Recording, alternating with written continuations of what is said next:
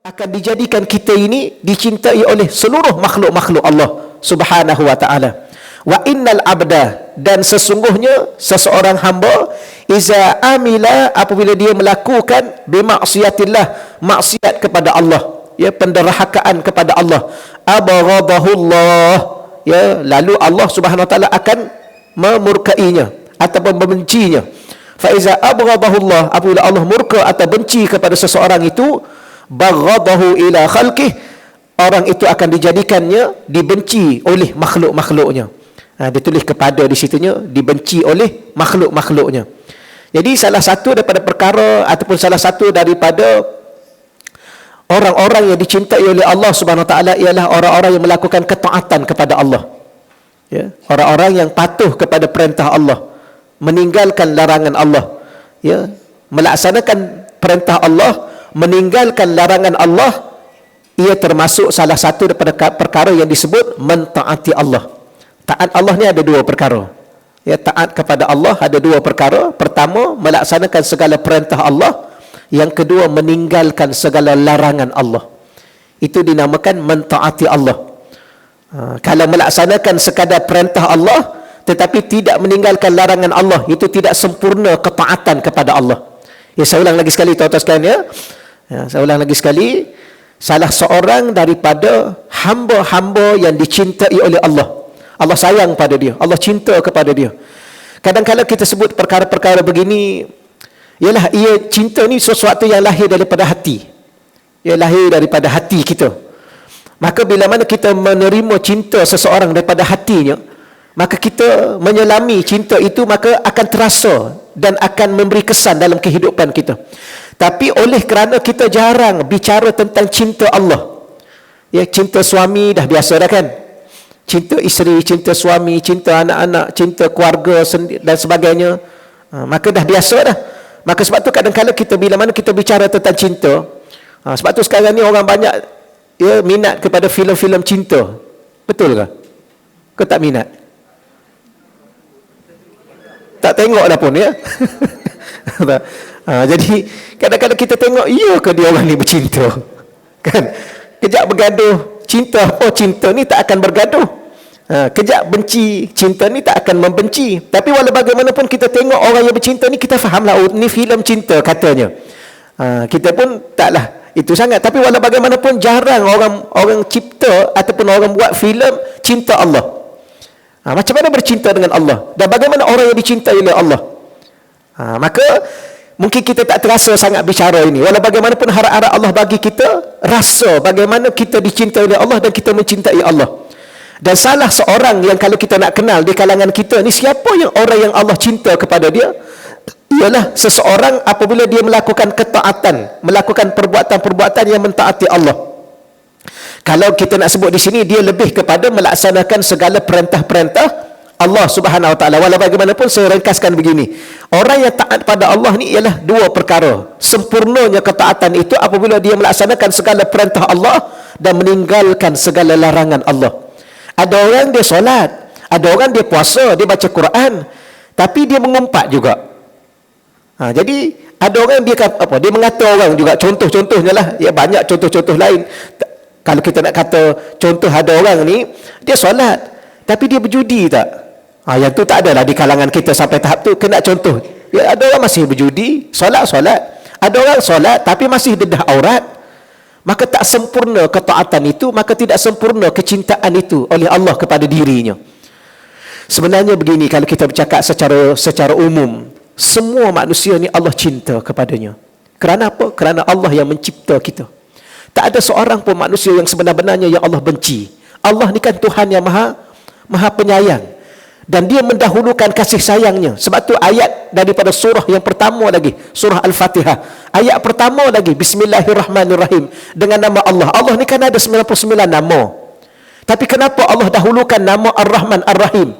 Kerana untuk umat kekasih Allah ni, kita ni umat kekasih Allah, maka untuk umat kekasih Allah ni, Allah dahulukan kasih sayang dan cintanya kepada kita. Cuma kadang-kadang macam kita jugalah, walaupun kita kasih dan sayang kepada ibu dan ayah kita, walaupun kita kasih dan sayang pada anak kita lah, contoh paling mudahnya, kadang-kadang kita cubit juga anak tu kan. Siapa tak pernah cubit anak dia? Ialah bukan cubit sajalah, rotan pun ada kan. Saya bukan cubit ustaz, saya kotan. Siapa tak pernah marah ke anak dia? Ada tak? Saya ustaz, sepanjang saya jaga anak saya 10 ustaz anak saya, tak ada seorang pun saya cubit. Adakah? Kau tiap-tiap hari kena cubit. Kejap dulu cubit lah kan, mak ayah dulu jangan lah ni. Tapi kita nak bagi tahu sayang tak sayang, kenapa cubit? Sayang tak sayang, kenapa marah? Sebab silap, marahlah. Orang yang silap, orang yang salah ni berhak ditegur. Begitu juga Allah. Maka Allah kadang-kadang dia datangkan bala pada seseorang, ujian. Bala ni ujian. Kadang-kadang kita dengar dalam bahasa Malaysia kita, bala ni tak adalah ustaz, saya tak pernah kena bala. Ujian, bala tu bahasa Arab.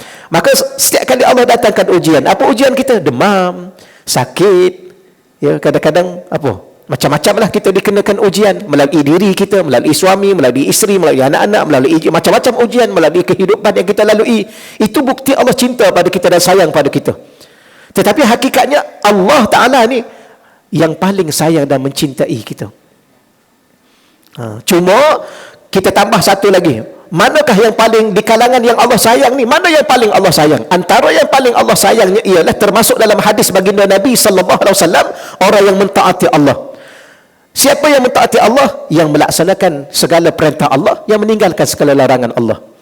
Kalau boleh kita kekal sedemikian. Sebab bimbang-bimbang kadang-kadang dah taat, dah laksana perintah Allah, tapi beberapa larangan Allah masih lagi kita lakukan.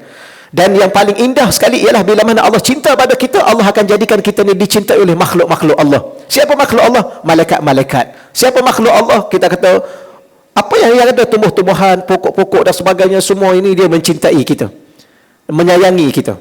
Tetapi sebaliknya bila mana seseorang itu melakukan maksiat pada Allah, saya pernah sebut di sini maksiat ni bahasa Arab, bahasa Melayunya ialah derhaka. Kalau kita sebut perkataan derhaka, langgar perintah Allah, derhaka lah, maka perkataan itu boleh memberi kesan sedikit dalam diri kita. Dia ada benda yang sensitif dalam hidup ni, ada dua. Derhaka pada sultan dengan derhaka pada ibu bapa. Rasa lain sikit kan? Kebiasa. Tak ada. Ini benda sensitif dalam kehidupan kita sebagai seorang manusia, terutama kita di Malaysia ni lah. Maka benda-benda begini jangan kita lakukan, apatah lagi derhaka kepada Allah yang mencipta diri kita dan mencipta seluruh alam ini. Tetapi akibat yang paling kita rasa terkesan ialah seluruh makhluk ni akan benci pada kita. Apa makna makhluk? Selain Allah itu makhluk. Baju yang kita pakai, kasut yang kita pakai, rumah yang kita duduk, tempat mana yang kita pergi, pokok mana yang kita pergi ke mana, kita berteduh di mana-mana, semua akan benci pada kita. Nanti orang kata, saya tak kisah sangat ustaz, yang benci tak tahu sekalian. Kalau Allah letak kebencian dalam diri manusia, dalam diri makhluk-makhluk, memang susah kita. Kadang-kadang kita tu terkena bala itu, terkena ujian itu, terkena ujian ini, lepas satu. Kenapa? Salah satunya sebab maksiat yang kita buat kepada Allah. Kadang-kadang kita tanya balik, kenapalah saya ni lepas satu ujian, baru je tak habis ujian yang pertama, dah dapat ujian kedua. Kemudian saya kata orang lain taklah macam ni. Yalah, orang lain taklah macam tu sebab orang lain Allah sayang dia, Allah jaga dia. Kita ni sebab kita buat sesuatu yang mendatangkan kebencian Allah kepada diri kita, bahkan seluruh makhluk ni benci pada kita. Maka bila mana mereka benci, makhluk-makhluk ni biasanya dia mendoakan. Dia mendoakan sesuatu yang mendatangkan musibah kepada kita tu, yang lepas satu kadang-kadang kita jadi letih dan lesu, akhir sekali kita terjerumus dalam kemurkaan Allah yang secara berterusan. Lihat muka surat 84 tu terjemahan, muka surat 85. Ucapan Sayyiduna Abu Darda ini mengandungi peringatan sebagaimana yang telah disampaikan oleh baginda Nabi sallallahu alaihi wasallam, yang diriwayatkan oleh Sayyidina Abi Hurairah radhiyallahu anhu. Iza ahabballahu al-abda, ada matan yang lain. Iza apabila, ahabballahu al-abda, apabila seseorang itu dicintai oleh Allah. Ataupun kalau kita terjemah di sudut bahasanya, apabila Allah mencintai akan seseorang hamba, nada Jibril, maka akan berserulah malaikat Jibril. Apa yang malaikat Jibril akan berseru? Innallaha yuhibbu fulanan fa'ahbibhu. Sesungguhnya Allah mencintai si fulan, kalau kata malaikat Jibril, maka cintailah dia. Fayuhibbuhu Jibril, maka malaikat Jibril pun mencintainya. Ini Allah sebut dalam hadis kursi, Allah mencintai si fulan, maka cintailah dia. Lalu malaikat Jibril mencintai orang tersebut. Kemudian malaikat Jibril menyuruh kepada penduduk langit, sesungguhnya aku telah mencintai si fulan, maka adalah kamu semua mencintainya. Maka penduduk langit pun mencintainya. Kemudian diletakkan baginya penerimaan di atas muka bumi. Ini di antara hadis yang kita baca sebelum ni. Kalau tuan-tuan masih ingat lagi, kita dah baca hadis ni. Antara kaedah untuk memperoleh kecintaan daripada Allah ialah melaksanakan ibadah yang fardu dan ditambah ibadah sunat, sebagaimana diriwayatkan oleh Sayyidina Abi Hurairah radhiyallahu anhu. Jadi kita belajar di sini cara ringkasnya ialah salah satu daripada amalan-amalan yang kita lakukan yang membawa cinta Allah kepada kita ialah ibadah kepada Allah. Dan tuan-tuan sedia maklum, ibadah ni ada dua. Satu ibadah fardu, yang kedua ibadah sunat. Okey tuan-tuan ya. Yang lain tu kita dah baca tu, saya tak perlu baca lagi lah, insya-Allah ya. Yang lain tu kita dah baca semua sebelum daripada hadis-hadis sebelum ni diulang kembali untuk menambahkan lagi ya pemahaman kita terhadap amalan-amalan yang membawa cinta Allah kepada diri kita. Yang tu pun tak payahlah. Kita terus pada muka surat 87. Ya, muka surat 87. Sempat khatam ke hari ni ya? Baru satu hadis dah nak khatam. Takut tak sempat khatam pula ni. Kita hadis yang Tasi' wa Ishrun, hadis yang ke-29. Kita ada 40. Kita sampai pukul 10.30 kan? Pukul 10 kan? 1 jam lagi. InsyaAllah kita cuba khatam secepat mungkin. Allahumma salli ala Sayyidina Muhammad. Baik, al-hadis at-tasi' wal Ishrun, hadis yang ke-29. An Ibnu Umar, ia daripada Sayyidina Ibnu Umar. Ibnu Umar ni ialah Abdullah bin Umar, anak kepada Sayyidina Umar Al-Khattab radhiyallahu anhu. Jadi An Ibnu Umar radhiyallahu anhu, anna rajulan, bahawa ada seorang lelaki, jaa ila Nabi, ia telah datang bertemu dengan Nabi sallallahu alaihi wasallam. Faqala, lalu lelaki itu bertanya, ya Rasulullah, wahai Rasulullah, ayyun nasi ahabbu ila Allah, siapakah di kalangan manusia ini yang paling dicintai oleh Allah? Ataupun ada soalan kedua, dia susuli soalan kedua, wa ayyul a'mal ahabbu ila Allah, dan yang kedua aku nak bertanya, wahai Rasulullah, di antara banyak-banyak amalan ni, amalan apakah yang paling dicintai oleh Allah? Jadi dua soalan tu ya. Soalan siapa di kalangan manusia ni yang paling Allah cinta. Soalan kedua, amalan apa yang paling Allah suka. Amalan apa yang paling Allah suka. Faqala Rasulullah, lalu Nabi sallallahu alaihi wasallam menjawab, ahabbun nas ilallah ta'ala anfa'uhum linnas. Manusia yang paling dicintai oleh Allah di kalangan ramai-ramai manusia ini ialah anfa'uhum linnas, manusia yang paling banyak memberi manfaat kepada orang ramai.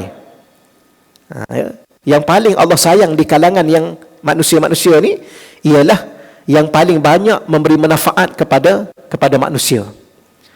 Sama ada manfaat apa sahaja tuan-tuan yang dirahmati sekalian ni, yang paling banyak memberi manfaat kepada manusia. Manfaat ilmu, manfaat nasihat, manfaat bimbingan, tunjuk ajar, bantuan, segala-galanya yang kita boleh di kadar-kadar kemampuan kita masing-masing. Sebab tu kalau ada ilmu, apa saja ilmu, bagi je lah. Kalau macam tuan-tuan dan puan-puan kan, macam puan-puan ni kan dulu ada mewarisi ilmu seri wajah ke apa. Kan? Bagilah kakak kawan-kawan kita ni nampak suram macam ni, bagi ilmu tu contohnya lah kan. Yang bagi manfaat, yang pandai buat kuih, ajar kawan kita supaya dia pandai juga buat kuih. Yang kita ni ilmu apa? Yang kita orang lelaki ni, ilmu senaman apa? Kan? Bukan apa saya cakap macam tu kan, ramai sekarang ni alhamdulillah bagus juga. Ya, akhir-akhir ni ramai orang ada TikTok kan. Ada TikTok? Tak ada. Lemah. Itu orang ada lemah. Ada TikTok? Tak ada. Tak ada. Saya tengok ada pakcik-pakcik tu kan, alhamdulillah dia buat TikTok, kemudian dia kongsi amalan-amalan orang lama. Susah nak dapat sekarang ni. Amalan kesihatan, amalan bercucuk tanam, ya, amalan supaya keluarga bahagia, amalan-amalan. Rupa-rupanya bila mana kita amal, memang susah nak dapat. Orang-orang lama je ni. Yang ni macam orang lama ni kan. Tak apa, okey lah. Orang lama. Saya pun dah jadi orang lama dah juga pun. Kita ni orang lama ni, subhanallah, orang lama ni dia ada ilmu yang tak ada pada generasi macam saya ni, tak ada. Betul. Memang betul. Terima kasih tuan. Tak ada. Kadang-kadang orang muda sekarang ni banyak kekurangan. Adabnya, muamalahnya. Maka tuan-tuan kena kongsi kat kita ni.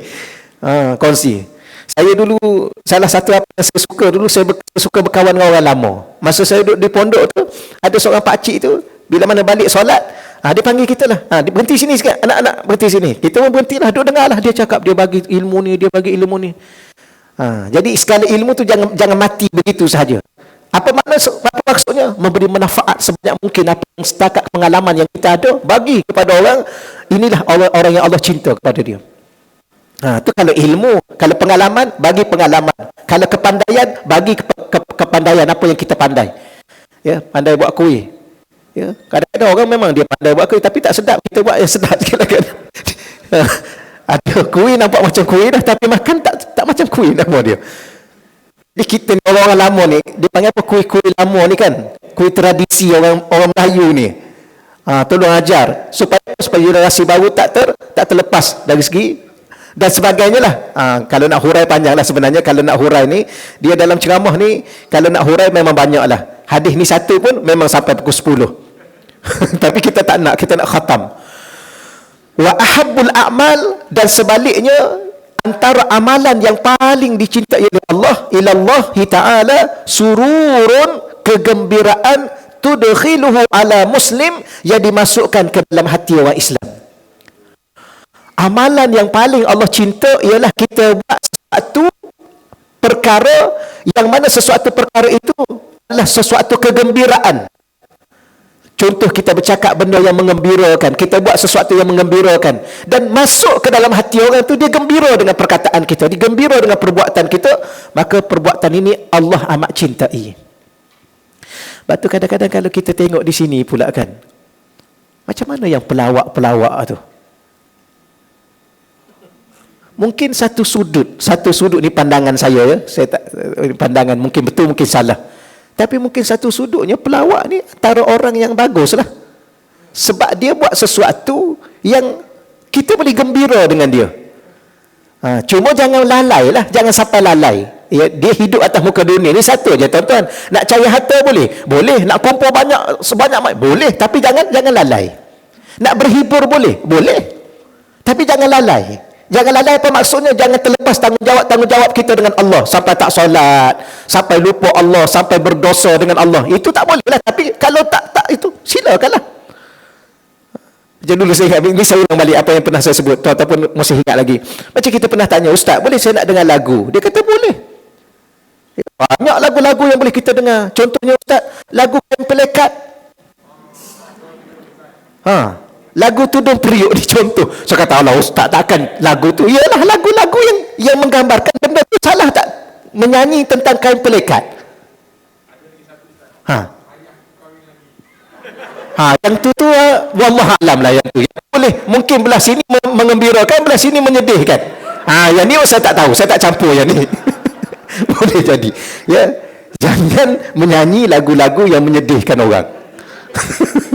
Tapi Tudung Periuk, Kain Pelekat, contoh lagu-lagu yang maksudnya bukan yang tu lah, takkan nak dengar tu, tapi contohnya macam lagu raya. Di saat kita nak raya, kita nak gembira. Contoh di saat nikah kahwin, kenduri kahwin, lagu-lagu yang dipasang oleh mengembirakan mak ayah, mengembirakan ahli keluarga, apatah lagi mengembirakan pengantin, boleh, harus hukum dia. Jangan sampai tadi melalaikan. Jadi di sini salah satu daripada amalan perbuatan, kalau kita biasanya amalan ni dia ada dua, satu amalan pada perkataan, satu amalan pada perbuatan, kan? Jadi dua-dua boleh. Jadi sebab tu saya sebut tadi contoh pelawak tadi. Dia menjaga batas-batas agama, dia tidak bercakap benda yang mengarut, ya, dia sekadar mencetuskan perkataan-perkataan yang mengembirakan hati kita. Sudah ni kena kaji balik ni. Sebab ada juga yang pelawak yang hukum dia haram kalau dia bercakap benda-benda yang tidak sepatutnya melanggar perintah Allah, mengumpat orang, merendahkan orang. Boleh buat lawak tapi jangan sampai rendahkan nilai orang, kan? Contoh buat lawak, contohnya macam mana? Buat lawak jadi binatang contohnya. Itu tak boleh lah, manusia lah, binatang lah. Ataupun buat lawak menghina orang kat depan dia tu. Ya. Contoh. Okey, setakat tu dulu, insya-Allah nanti tak khatam. Saya rasa tak tahu, saya rasa nak khatam lagi ni, tapi tak tahu sempat ke tak sempat. Au takshifu anhu qurbah. Atau, ni contoh lain. Ni contoh yang pertama tadi. Jadi tuan-tuan, apatah lagi, minta saya ulang balik ya. Perbuatan yang paling Allah cinta ialah kegembiraan yang boleh kita masukkan dalam hati seorang Muslim. Apatah lagi kalau kita mengembirakan ibu dan ayah kita. Ucap perkataan-perkataan yang mengembirakan mak dan ayah. Jangan pernah ucap perkataan-perkataan, perbuatan-perbuatan yang membawa sedihnya mak dan ayah kita. Apatah lagi perkataan-perkataan yang ni sahabat-sahabat kita ni kan. Kita gembirakan jemaah-jemaah kita ni, subhanallah. Allah cinta kepada kita, Allah sayang kepada kita. Dan jangan buat sesuatu yang menyebabkan orang jadi sedih. Apatah lagi menyebabkan orang sampai menangis. Ya. Ada orang tuan-tuan suka sangat dia buat orang menangis. Bukan sedih dah, sampai menangis. Tu jangan ya. Allah benci orang yang menyedihkan umat Nabi Muhammad sallallahu alaihi wasallam. Begitu juga jangan kita buat satu perbuatan yang Nabi sedih dengan kita. Buatlah perbuatan-perbuatan yang Nabi tengok kita, Nabi tahu. Ya, malaikat selalu sampai perbuatan kita ni, perangai kita ni, tindak tanduk kita ni, Nabi tahu. Ya, tapi alhamdulillah satu sudut yang lain, pernah Nabi kata, aku ni memberi manfaat kepada aku semasa aku hidup dan setelah aku mati. Maka ditanya apa manfaat Nabi setelah Nabi wafat? Selepas Nabi wafat ialah bila mana Nabi dengar dapat berita daripada malaikat kita buat benda-benda dosa, Nabi mohon ampun pada Allah. Itu sayangnya Nabi pada kita. Nabi jangan sampai kita buat sesuatu yang menyebabkan Nabi rasa sedih dengan diri kita. Au takshifu anhu qurbah, ataupun perbuatan iaitu kita nak apa takshif ni, kita menyelesaikan satu masalah. Ataupun dia tulis di sini, atau menghilangkan kesusahan daripada seseorang Muslim. Ya, kita tengok dia susah, kita selesaikan, kita bantu kesusahan dia, Allah cinta pada kita. Ini antara amalan yang paling dicintai. Ataupun ini tak payah hurai lagi ya, segala bentuk kesusahan yang ditimpakan oleh Allah ke atas saudara se-Islam dengan kita, dan kita bantu sekadar kemampuan yang ada, Allah sayang pada kita. Ataupun taqdi anhu dainan, kita cuba lansaikan hutang saudara se-Islam dengan kita. Kalau nak kata lansai tu diterjemah apa kat sini ya? Bayar je lah, tak payah lansai lah. Lansai banyak sangat tu, mungkin takut ini. Kalau harta dia, kalau hutang dia 100 ribu kita nak lansai, tak maksud di sini kita bayarlah sekadar mana boleh. Kalau dia ada hutang 1,000, kita bayar 100. Kurang-kurangnya dah kurang hutang dia, jadi 900 tu maksud dia. Taqdi ni kita apa? Kita bayarlah. Taqdi ni kita tunaikan. Hajat dia salah satunya ialah membayar hutang dia. Tak boleh bayar 100%, 1% pun kurang-kurangnya hutang dia masih dah kurang sikit dah. Ni Allah suka. Ya. Ini orang yang kita lihat dhaif sangat. Kalau dia bekerja, kemudian dia pinjam macam dengan bank tu kan, dia pun dah buat perjanjian, dia pun dah tahu dia mampu bayar. Kadang-kadang hutang dalam keperluan hidup seharian ni. Dia berhutang kan apa? Memenuhi tuntutan keperluan makan minum anak-anak dia. Yang ni ada, kita kena cari dia. Dia bukan berhutang nak mewah, dia bukan berhutang nak beli rumah besar-besar, dia bukan berhutang nak beli kereta mewah-mewah. Dia berhutang sekadar nak memenuhi sekadar keperluan hidup anak dia. Ada tuan-tuan. Ya, ada yang dia pergi berhutang, kadang-kadang dia berhutang kat kedai tu. Dia tak beli banyak, kadang-kadang dia berhutang 1 kilo beras aja.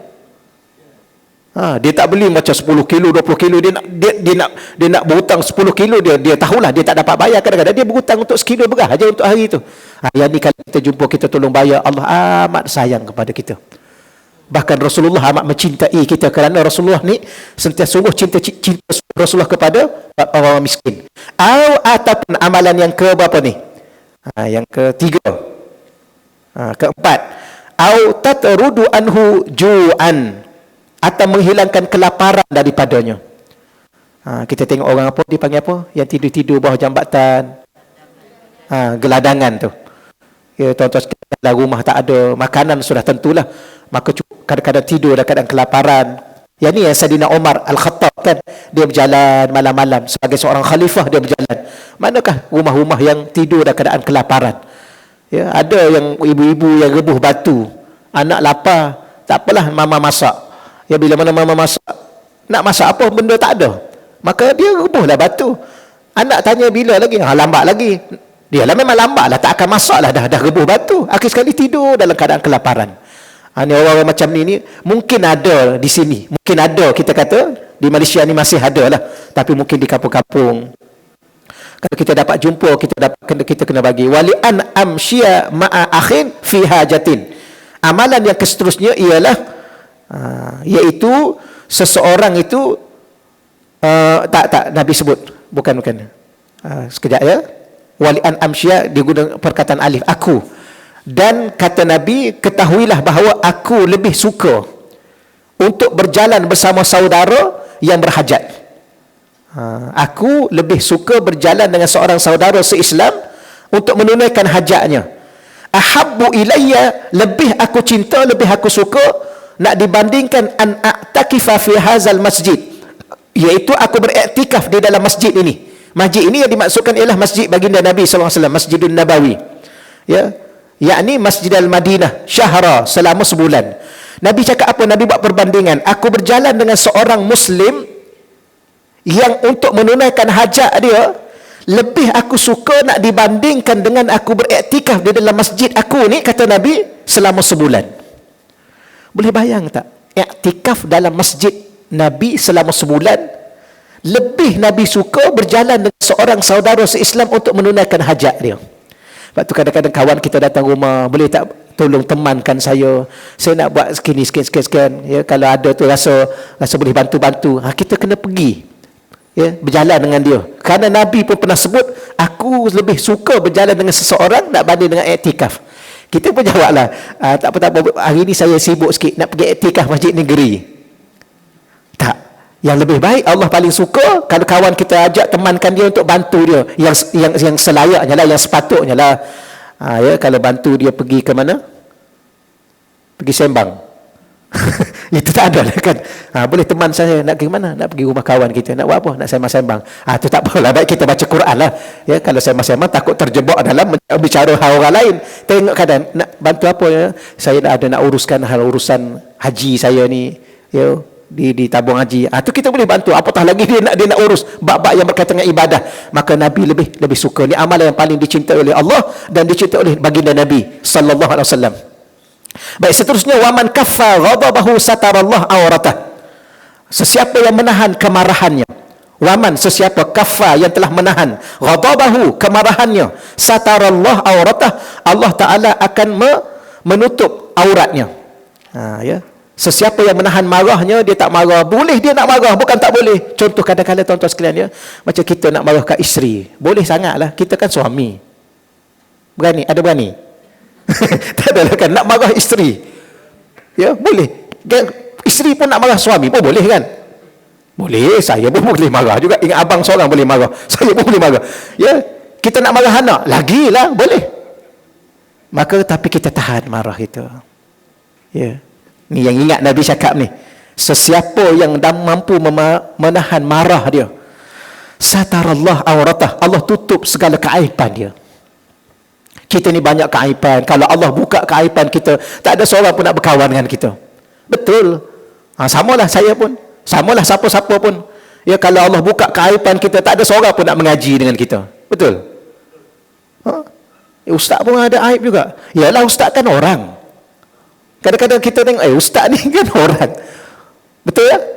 Ke ustaz malaikat, tak ada salah pun. Ustaz jangan salah. Kalau ustaz salah, saya tak boleh ikut. Lah, ustaz pun mungkin ustaz banyak salah. Mana bukti kalau dah banyak cakap, banyak salah lah. Mungkin ini dah banyak dah salah ni. Kalau dengan hakikat yang sebenarnya. Sebab pengetahuan kita terbatas. Bila mana pengetahuan kita terbatas, mungkin banyak salah. Walau bagaimanapun, ya, kita juga kena ingat, kita juga banyak salah. Orang pun banyak salah. Orang pun tersilap. Kita pun mungkin suatu masa tersilap juga. Orang lupa, mungkin kita pun lupa juga. Maka maafkanlah. Ya, macam kita suami, isteri ni syurga di bawah tapak kaki suami. Maafkanlah. Janji dia masuk syurga. Betul ya? Macam kita dengan anak-anak lah. Maafkanlah. Supaya dia masuk syurga. Kita pun masuk syurga, dia pun masuk syurga. Tak payahlah kita guna kuasa kita. Kadang-kadang kita sebagai seorang ayah, kita sebagai seorang ibu, mak tak rada dengan awak. Biar awak masuk neraka lagi baik. Jangan, tak payahlah tuan-tuan sekalian. Maafkanlah. Kenapa? Sebab kita juga banyak silap. Harap-harap akhirat nanti Allah tutup segala aib kita, orang tak nampak. Ni duk sibuk marah, orang ni marah aja kerja dia. Sebab apa? Sebab dia boleh marah kan. Sebenarnya dia tak jumpa orang yang marah juga. Nanti jangan tak payahlah, itulah selesai insya-Allah. Kemudian waman kazama ghaizahu walau syaa'a ayyumdiyahu amdah mala Allah qalbahu raja'an yaumal qiyamah. Ini hampir sama juga. Dia kata barang siapa yang menahan kemarahannya walaupun dia mampu untuk membalasnya. Ini dalam bab membalas. Ya. Kalau jadi sesiapa yang menahan marahnya dan dia mampu untuk balas ya dengan perbuatannya dan sebagainya, apa yang dia dapat daripada Allah? Mala Allahu, Allah Ta'ala sendiri akan memenuhkan qalbahu, akan hatinya, raja'an yaumal qiyamah, dengan suatu perasaan yang penuh pengharapan pada hari kiamat. Tuan-tuan, salah satu dalam hidup kita ni, kita kena letak harapan sepenuhnya pada Allah. Dan Allah ni, kalau kita letakkan harapan sepenuhnya pada Allah, dia tidak akan pernah sia-siakan kita. Harap Allah masukkan kita ke syurga. Harap sungguh-sungguh Allah ampunkan kita. Harap sungguh-sungguh Allah redha dengan kita. Allah tak akan sia-siakan harapan kita. Tapi perasaan itu bukan mudah. Salah satu caranya nak dapat dari Allah sendiri. Tuan-tuan dan puan-puan, sebenarnya sebab tu bermula pada sekarang saya selalu ulang. Tolong setiap perkara minta dengan Allah. Ya Allah, ya Allah, mungkin dalam pengetahuanmu aku dah dekat nak meninggal, ya Allah. Ya Allah, masukkan ke dalam hati aku, ya Allah, supaya aku sentiasa bertaubat kepadamu, ya Allah. Ya Allah, aku nak buat ibadah, ya Allah, di saat akhir umur aku, ya Allah. Kau bantulah, sempurnakan ibadahku, ya Allah. Cakap je lah tuan-tuan, banyak berinteraksi dengan Allah. Ya Allah, banyaknya aku lupa, ya Allah. Tolong ingatkan aku terutamanya kepadamu, ya Allah, kepada akhirat, ya Allah. Akhir-akhir ni banyak lupa, ya. Kebanyak ingat. Kadang-kadang sama saya banyak lupa. Ya Allah, banyaknya aku lupa. Ya Allah, tak apalah kalau yang lain aku lupa, ya Allah, jangan sampai aku lupa kepadamu, ya Allah. Tuan-tuan cakap, ya. Tapi janganlah sampai kita lupa anak isteri kita, kan. Cakap je lah, ya Allah, anak isteri ini tanggungjawab aku, ya Allah, jangan sampai aku lupa menunaikan tanggungjawab aku, ya Allah. Anak-anak ini amanah, ya Allah, Kau berikan pada aku, ya Allah, jangan aku lupa pada tanggungjawab amanah aku, ya Allah. Ya Allah, aku sebagai hamba-Mu, ya Allah, jangan aku lupa supaya aku dapat melaksanakan. Tolong bercakap banyak dengan Allah. Ya, moga-moga Allah Ta'ala sudi menerima segala ucapan luahan hati kita. Dan salah satunya ialah Allah Ta'ala akan masukkan ke dalam hati kita penuh pengharapan kepada Allah. Salah satu caranya, tahan marah. Walaupun kita boleh mampu untuk kita marah balik, kita ambil tindakan dan segala-galanya boleh kita tahan, tuan-tuan sekalian. Hidup atas muka dunia ni sebenarnya dia berhajat kepada banyak tolak ansur. Kadang-kadang kita marah sebab dia lupa. Kenapa lupa? Kan dah banyak kali cakap. Yalah, dah lupa. Cakaplah 100 kali pun dah lupa, nak buat macam mana? I fed up lah dengan you ni. Sekejap-kejap lupa, kejap-kejap lupa. Kenapa cakap macam tu lah? Time orang lupa. Kadang-kadang kita lupa, alah lupa je, nak buat macam mana? Kita pula, kat orang kita bukan malah lagi kita cakap kenapa lupa, dah banyak kali pesan. Dah lupa, nak buat macam mana? Ya. Manusia ni tak sunyi daripada lupa. Kalau tak pernah lupa, itu bukan manusia. Sebab Nabi sebut dalam satu hadis, Nabi kata innal insan la yakhlu anil khata' wan nisyan. Manusia ni tak sunyi pada dua, tak pernah sunyi. Kejap ada. Itu maknanya tak pernah sunyi. Pertama, tersilap. Sebab tu kalau orang tersilap, tak payahlah. Ada satu kerja yang bahaya dunia akhir zaman ni. Dan kerja ni kadang-kadang dibuat oleh ustaz. Ya, dia dengar ceramah ustaz lain. Ustaz tu ceramah sejam. Yang dia ambil 0.5 saat. Dicari salah. Kemudian dia buat video reaction ke apa terhadap kesalahan itu, dia sebar satu dunia. Ini manusia yang tak bertanggungjawab ke atas diri dia sendiri dan orang lain. Orang ni kalau cari salah confirm jumpa, tak cari pun jumpa. Ya, kita ni kadang-kadang orang tengok kita, oh dah ada salah dah. Tapi kalau cari pun memang confirm jumpa. Jangan tuan-tuan sekalian cari kesalahan orang, jangan. Sebab Nabi kata orang ni tak pernah sunyi daripada tersilap. Kadang-kadang dia tersilap, nak buat macam mana? Ya. Tak boleh lah, dia kan tak kira lah dia ustaz ke, dia tuan guru ke, dia ulama ke, dia ni umur 60 pun silap lagi. Sudah. Boleh tak cakap macam tu? Ya, umur 60 pun makhluk. Kan dah banyak pengalaman. Bukan masalah pengalaman, dia manusia. Ya. Subhanallah. Maka kita maafkan dia. Sebab apa? Sebab mungkin suatu hari nanti kita juga akan tersilap. Yang kedua, manusia tak pernah sunyi daripada lupa. Tak dinamakan manusia kan tidak lupa. Ya. Hatta kadang-kadang manusia ni lupa diri sendiri kan. Itu paling pelik. Lupa kita dah umur 70, kita rasa 17. Ya ke? Ini dahsyat sangat kan. Lupa. Rasa 17 je ke 71. Lupa. Tapi biarkanlah tuan-tuan sekalian ya. Moga-moga Allah Ta'ala letakkan dalam hati saya, dalam hati tuan-tuan, dalam hati kita semua dan anak cucu kita penuh pengharapan terhadap kemaafan, keampunan daripada Allah. Baik, waman masya ma'a akhihi, sesiapa yang berjalan bersama dengan saudara seislam dengannya, fi hajatin, dalam menunaikan satu hajat. Hajatin ni bahasa Arab, kalau kita belajar satu hajat. Dan hajatin ni pula dah ada tanwin. Ini saya sebut sikit kaedah bahasa Arab kalau nak catat. Mana-mana perkataan dalam bahasa Arab yang ada tanwin, baris dua di hadapan, baris dua di bawah atau baris dua di atas, perkataan itu disebut nakirah. Perkataan umum. Nakirah, umum. Apa makna umum? Kalau kita tak perlu lagi tanya soalan. Ya, sebab Nabi kata macam mana? Sesiapa yang berjalan bersama dengan saudara seislam dengan dia dalam menunaikan hajat. Apa hajatnya? Tak payah tanya. Apa sahaja hajat? Kerana dia bentuk dalam nakirah. Seorang lagi sekali ya. Mana-mana perkataan dalam bahasa Arab, dalam Quran, dalam hadis, dalam bahasa Arab, kitab-kitab yang ada tanwin. Baris dua di atas, dua di bawah, dua di hadapan. Perkataan itu umum. Nama perkataan itu adalah nakirah. Apa makna umum? Segala hajat, apa pun. Kecil ke, besar ke, banyak ke, sedikit ke, apa saja hajat, kita berjalan dengan dia untuk tunaikan hajat dia, hatta yatahayya'a lahu, sehingga selesai hajat dia.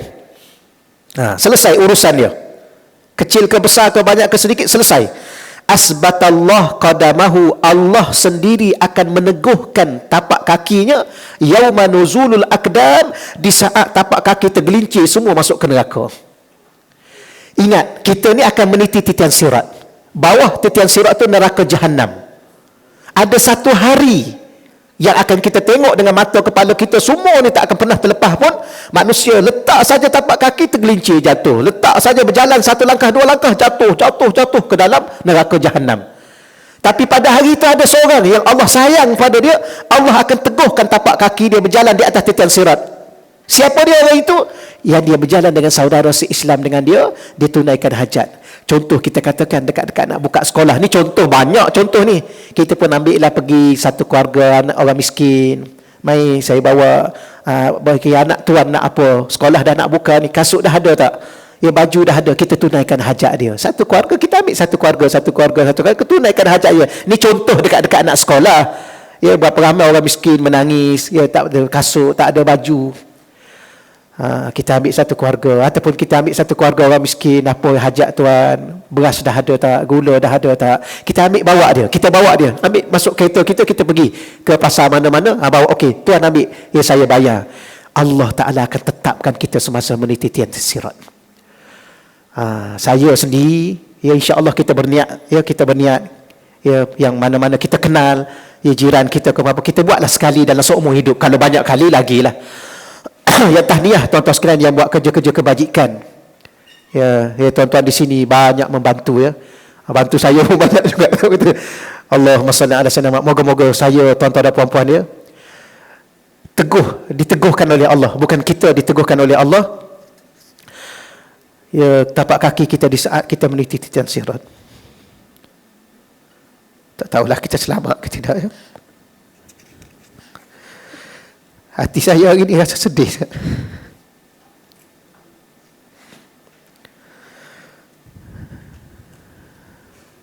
Allah, moga-moga Allah Ta'ala selamatkan kita tuan-tuan ya. Sebab di kalangan kita ni nak pergi satu tempat yang kita tak tahu apa nasib kita. Kita nak pergi satu tempat, alam barzakh, alam akhirat, yang semua orang tak ada seorang pun tahu apa nasib dia. Termasuk ustaz. Sebab tu kita jadi ustaz ni kadang-kadang kita kena lebih takut 2 kali ganda, 3 kali ganda daripada orang awam.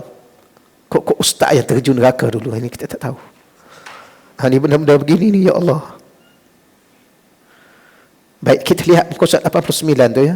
Di situ ada satu perkara yang Nabi pesan pada kita. membantu kepada sesama manusia yang memerlukan, lalu menyebabkan hati mereka bergembira, terutamanya kepada orang beriman, merupakan perkara besar yang mendekatkan diri seseorang itu kepada Allah.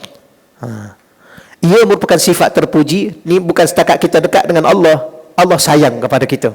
Ia merupakan sifat terpuji yang terdapat pada baginda Nabi sallallahu alaihi wasallam, para sahabat yang mulia dan golongan yang mengikuti jejak mereka. Di dalam hadis yang diriwayatkan oleh Sayyidina Abi Hurairah, Rasulullah sallallahu alaihi wasallam bersabda, "As-sa'i 'alal armalah wal miskin."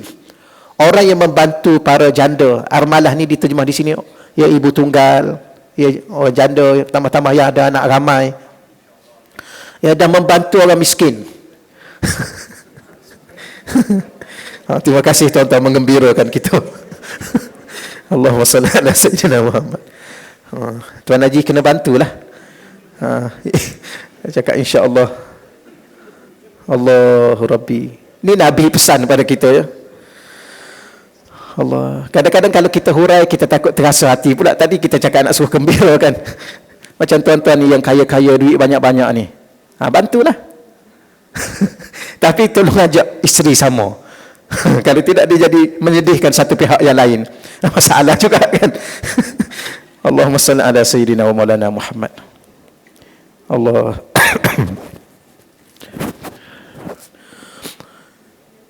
Buatlah apa pun yang mendatangkan cinta Allah kepada kita. Ya, buatlah sesuatu yang mendatangkan Allah menyelamatkan kita di akhirat. Tanpa menyedihkan orang lain. Ini yang susah. Baik, kemudian kal mujahid, orang yang bantu, ya, ibu tunggal ni, dan orang yang bantu orang miskin ni, siapa mereka? Kal mujahid. Mereka diumpamakan oleh Allah dan Rasulnya seumpama para pejuang fi sabilillah yang berjuang di jalan Allah. Ni perumpamaan dia. Tuan-tuan, kita ni nak pergi ke mana agak-agak sekarang ni? Nak pergi Palestin. Tak ada peluang lah kita. Kalau ada peperangan di Palestin lawan Yahudi, terang-terangan Yahudi ni laknatullah, kita nak pergi tak boleh. Untuk mati di sana. Ya, kalau pergi mati tak apa, kalau pergi tak mati balik kat Malaysia kena tangkap. Itu perkara yang telah ditetapkan peraturan. Jadi dan kita pun tak wajib pergi ke sana. Dan yang wajibnya ialah yang dekat-dekat sekitar tu. Kita ni fardu kifayah. Habis kita bantu dengan apa? Bantu dengan doa, dan kalau ada orang minta derba untuk Palestin, kita bagi. Dah cukup dah kita. Sebab dia jadikan fardu kifayah. Habis macam mana kalau kita nak mati syahid? Mati syahid ialah bantu orang miskin. Maka kita diumpamakan seorang yang berjuang di jalan Allah, sebagaimana yang duduk kat Palestin dan sebagainya, dan zaman baginda Nabi sallallahu alaihi wasallam. Ataupun kalau kita bantu ya ibu tunggal dan anak orang miskin ni, kita diumpamakan al-qaimul lail, orang yang sentiasa menghidupkan malam. Subhanallah. Kita nak bangun tiap-tiap malam ni tuan-tuan. Al-qaim ni, kalau kita belajar bahasa Arab, dia di ibarat dia disebut isim fa'il. Isim fa'il ni orang yang telah jari darah daging dia bangun malam ni. Tak mampulah kita tuan-tuan tiap-tiap malam. Tapi ada orang atas muka dunia ni hampir setiap malam, bukan hampirlah, setiap malam dia ni bangun malam. Pukul 3 dia bangun. Kita ni kadang-kadang pukul 3, kadang-kadang pukul 4, kadang-kadang pukul 5, kadang-kadang pukul 6.30. Samalah saya cakap tu samalah. Bukan main lagi, ya, bukan main lagi kunci jam pukul berapa? Pukul 3.30. Tapi saya kunci 3, 3.30, 4.30, 5.30. Nampak sangat susah nak bangun. Betul. Saya cakap betul ni, tak ada tipu-tipu. Kita mengajar ni, kita cakap aje lah. Kalau kita tak bangun je lah. Nak buat macam mana? Ustaz pun tak bangun. Dah tak bangun, nak buat macam mana? Betul kan? Tidak ada, sebab tu pengalaman saya lah. Pengalaman yang paling indah. Duduk di Hadramaut, Yaman. Pukul 3 pagi dalam saf. Tiap-tiap malam. 3 pagi dalam saf, 3 pagi dalam saf. Sebelum makan tengah hari, 1 juzuk Quran. Seminggu sekali khatam Quran. Dia rupanya dia nak suasana. Kita mintalah dengan Allah, ya Allah, Kau anugerahkan dalam sebuah keluarga aku ni, ya Allah. Tapi kita kena program lah.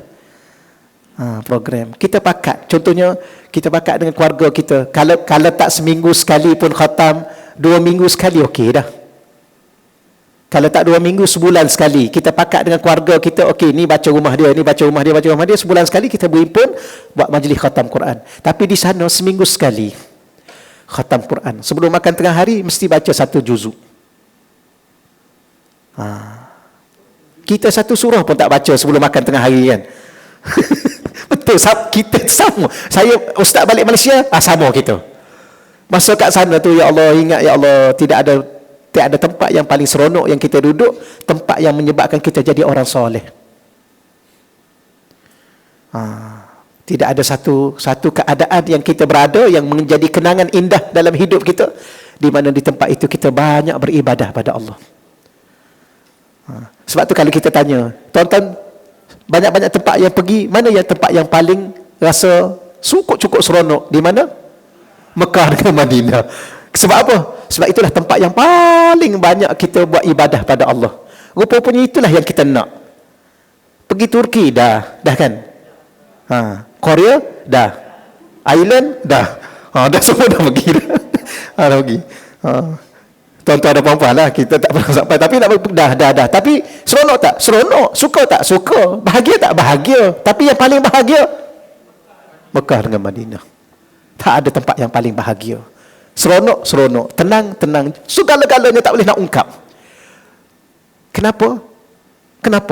Kerana di situ tempat paling banyak kita ingat Allah. Oh, itu sebenarnya dalam hidup yang membahagiakan kita. Tempat yang paling banyak kita sujud kepada Allah. Itulah yang membahagiakan kita. Sekarang baru kita terasa. Samalah insya-Allah. Tetapi macam mana nak buat? Kalau kat Malaysia, wallahu alam. Ya, kadang-kadang bangun, kadang-kadang tak bangun. Habis macam mana nak senaraikan nama kita dalam senarai yang mereka ni? Ya, bantu orang miskin, bantu golongan yang dikatakan ibu tunggal. Kemudian bukan setakat itu, ataupun as-saim, dia tak ada di sini, minta maaf. Jadi dia ada 2 perumpamaan. Perumpamaan yang pertama, seumpama orang berjihad di jalan Allah. Perumpamaan yang kedua ialah seumpama orang sentiasa bangun malam dan sentiasa berpuasa di siang hari. 2. Ya, akan disenaraikan nama kita dalam buku catatan bahawa kita ni orang yang tiap-tiap malam bangun malam dan tiap-tiap siang tu puasa. Itu sampai kat tahap itu. Tak mampu kita sebenarnya kalau kita nak duduk di sini, kecuali kita buat baik dan bantu orang-orang miskin. Kemudian satu lagi di bawah tu, muka surat 89. Idkhalus surur alal muslimin. Mengembirakan hati orang Islam. Kalau kita terjemah bahasa Arab, apa makna idkhal? Memasukkan kegembiraan.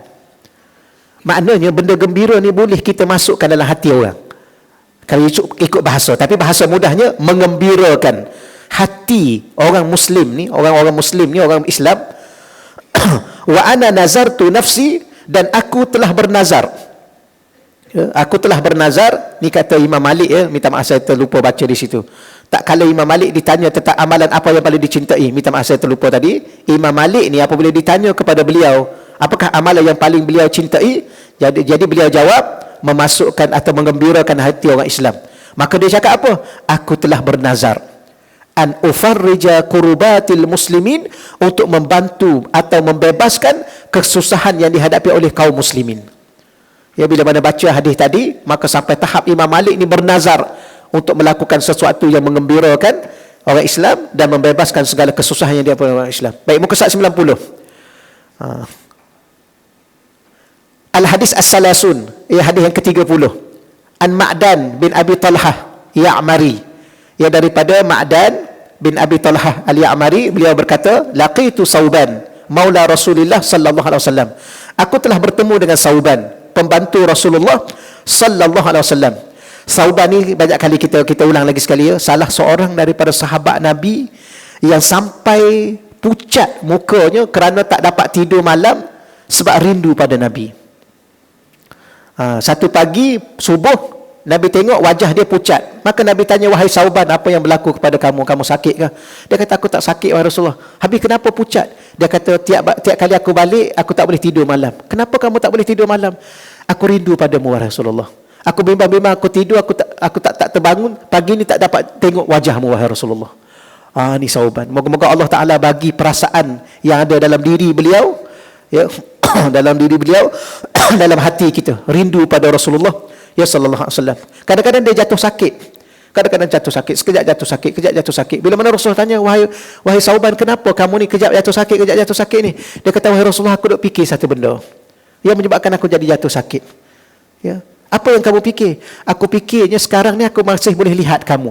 Bagaimana kalau kamu meninggal dunia, aku pun meninggal dunia? Sudah tentulah kamu berada di syurga. Aku belum tentu di syurga. Dia fikir dah, awal-awal lagi, belum dia meninggal tu dia fikir dah. Baik, kalaulah aku masuk syurga juga, wahai Rasulullah. Tengok sahabat Nabi rendah diri kan.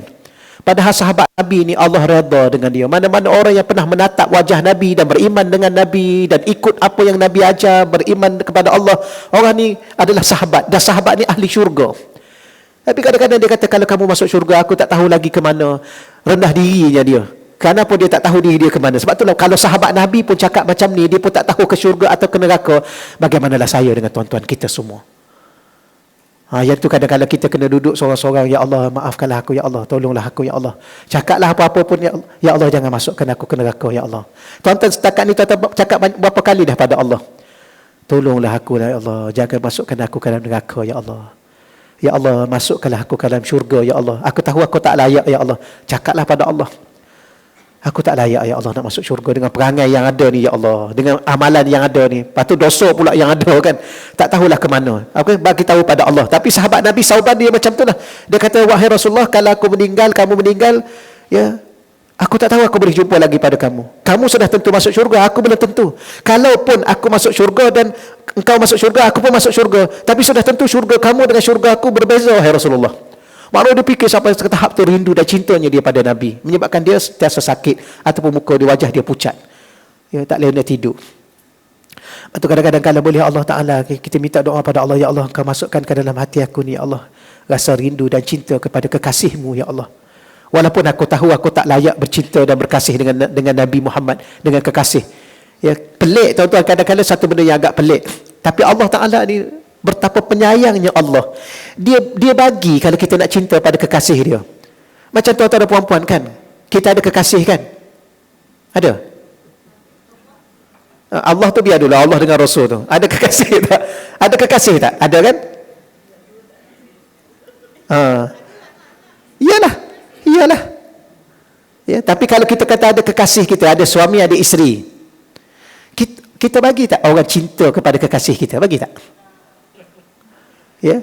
Contohnya akak kan, ada suami kan, datang seorang wanita lain. Apa khabar kak? Sihat. Saya ni ada hajat ni agak. Apa hajatnya? Saya nak cinta dan rindu pada kekasih akak, boleh?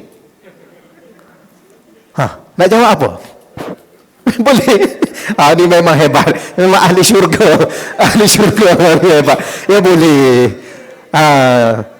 Boleh tu kat mana ya? Kat bibir ke kat hati? Boleh. Biasanya dalam kamus kehidupan seorang wanita kan, dia tak akan bagi. Ini dia dalam dunia ni dia banyak kamus. Dia ada satu kamus wanita. Kamus perempuan. Dalam kamus perempuan ni, perempuan mana pun tak akan membenarkan suaminya dicintai oleh wanita lain. Tak mungkin. Betul? Boleh je? Baguslah tuan-tuan dan perempuan ni. Susah. Ya. Kalau kita susah, Allah ni, Nabi itu kekasih Allah, yang paling dicintai oleh Allah di kalangan seluruh makhluk yang ada. Tapi Allah ni punyalah pemurah, punyalah penyayang, punyalah mulia sifat Allah, dan bertolak ansurnya Allah benarkan kita kalau kita benar-benar ingin mencintai kekasihnya, baginda Nabi sallallahu alaihi wasallam. Bahkan ada 3 benda wajib, cinta yang wajib: cinta Allah dan cinta Rasul, dan cinta fi sabilillah, ya, mati di jalan Allah.